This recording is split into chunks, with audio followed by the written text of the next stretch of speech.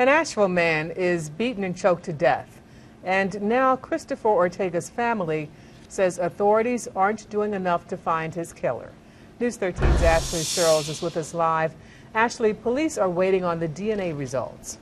Yeah, that's right. There was DNA collected at the scene that could be key to getting a killer off the streets. But today, the crime lab told News 13 that officials here in Asheville haven't requested that processing this case be made a priority.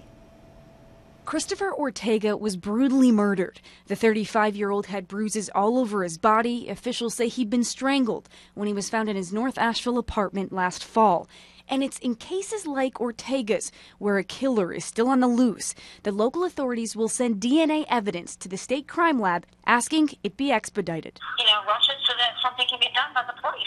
But the state attorney general's office told News 13 today that the lab got the DNA 2 months ago, and no rush has been requested by local law enforcement. This person could be out walking the street, and they're going to go kill someone else. Ortega's mother, Marianne, says Asheville Police told her the district attorney put a rush on the case weeks ago. But when asked why the lab wouldn't have a record of that, A.P.D said today only, "We have submitted the evidence to the lab and are awaiting results." And over the phone this afternoon, DA Ron Moore said he couldn't answer why there wasn't a rush requested on a murder case.